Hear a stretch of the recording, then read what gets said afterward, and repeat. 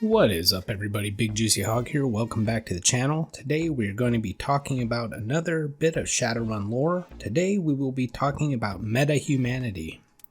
For the average person, the most immediate change brought about by the awakening was the emergence of metahuman races.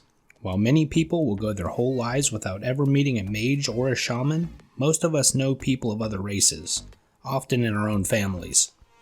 For the folks who are having a little trouble dealing with this, or who need a little remedial education in understanding races other than their own, some friends and I have put together the following mini dissertation on humanity's variants in the mid-21st century.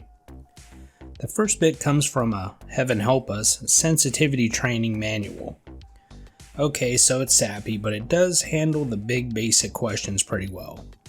Following that are a few short screeds from some chummers of mine posted here to give a little insight into what life is like for people of each race. What is race? Before this century, race referred to ethnic groups and different skin pigmentations. This vague notion fell into disuse when the awakening brought forth people who were radically different: dwarves, elves, orcs, and trolls. Scientists refer to the different forms of metahumanity as subspecies. The different types are all members of Homo sapiens, what we think of as people, but have consistent physical traits that made the groups distinct. Why do those people act that way? People of different racial groups may, in addition to physical traits, show some common general behavioral traits. Not every member of a race will act the same way, but in the same way that different ethnic groups have tended to develop different values, arts, and ways of behavior, so have the metahuman races. Some of this behavior may stem from biological or physical characteristics. Some may have developed as those in the group work together, and some may be a reaction to treatment by other groups.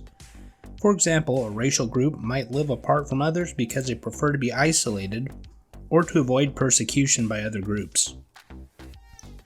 To give a few broad examples of cultural differences among the races, dwarves generally prefer underground living quarters and are known for skill with machines and tools.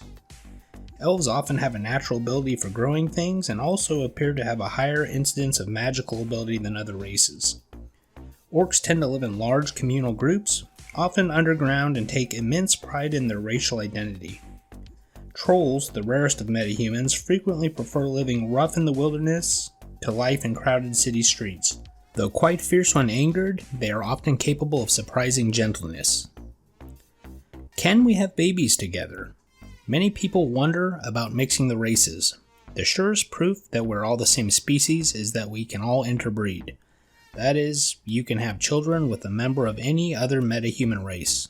The children of mixed race couples are the race of one of the parents.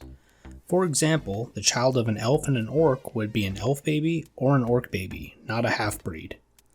Because the magic that caused the new races to emerge is still new, some race couples may still get a surprise when they see their baby.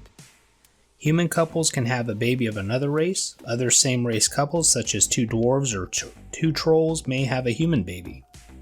As time goes on, these babies that are racially different from their parents are becoming more and more rare.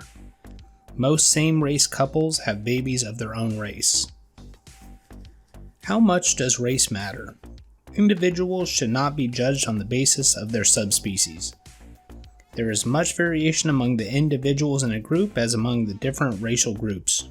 Most people, even if they're proud to reflect the common traits of their group, prefer to be regarded as unique individuals rather than, say, a typical dwarf, especially by members of other groups. The most important thing to keep in mind is that all races are people, worthy of equal treatment, and that every person of any race is unique. Anyways, guys, that's going to be a brief overview of metahumanity. Join me next time for some information on some of the other metahuman races. I'll probably throw in about 2 at a time for each video. So I will catch you in the next video.